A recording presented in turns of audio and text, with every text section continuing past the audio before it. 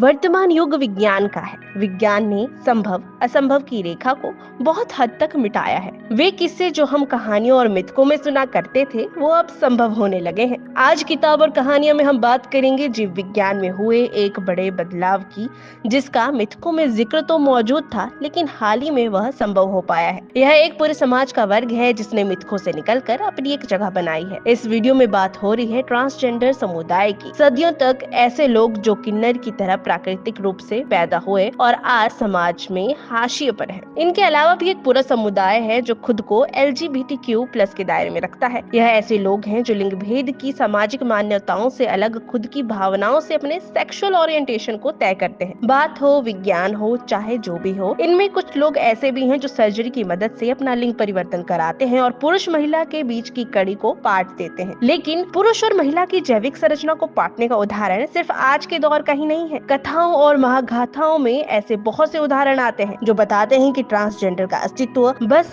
आज तक सीमित नहीं है। पौराणिक काल से शुरू करें तो सबसे पहले भगवान विष्णु इस परिपाटी पर उभरते हैं। समुद्र मंथन के दौरान राक्षसों को अमृत पीने से रोकने के लिए प्रभु ने मोहिनी का रूप धारण किया था। यह कोई माया या भ्रम नहीं था, वह अपने शरीर की संरचना को बदलने में सक्षम थे। इसके साक्ष्य महाभारत में भी नजर आते हैं, जब अर्जुन और उलूपी के पुत्र अरवन की कुरुक्षेत्र के युद्ध से पहले ही बलि दे दी गई थी। उस समय कोई भी युवती अरवन से विवाह करने के लिए तैयार नहीं होती भी कैसे। शादी के अगले ही दिन भला कौन विधवा बनना चाहता है। उस समय श्री कृष्ण ने फिर मोहिनी का रूप धारण कर अरवन से विवाह किया था। बात करें अर्धनारीश्वर की, जिसमें शिव पार्वती के शरीर को एक होता दिखाया गया है। हालांकि यह प्रकृति का ही स्वरूप है जहाँ सब एकाकार है, लेकिन अंत में यदि सब एक ही है तो शारीरिक संरचना को आत्मा का सिर्फ बाहरी प्रतिबिंब माना जा सकता है, जिसे समय के साथ बदला भी जा सका है। अभी तक आपने जाना भगवान के इस अनोखे स्वरूप को। आइए अब आपको धरती की ओर ले चलते हैं, जहाँ पहली ट्रांसजेंडर के रूप में इला का जन्म हुआ। प्रथम मानव मनु और श्रद्धा की पुत्री जो पुत्र के रूप में पैदा हुई, लेकिन एक श्राप की वजह से इला बन गई। शिव के वरदान से फिर उसे 1 महीने पुरुष और 1 महीने स्त्री के शरीर में रहने का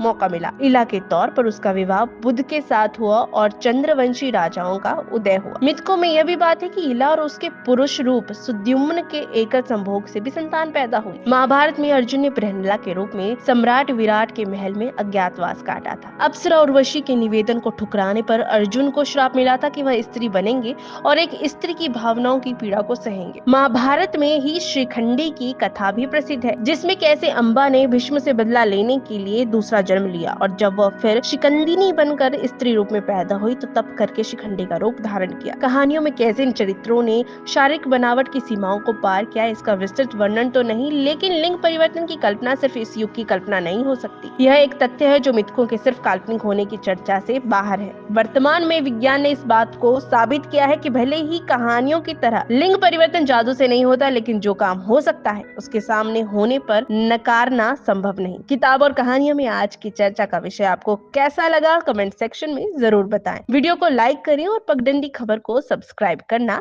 ना भूलें।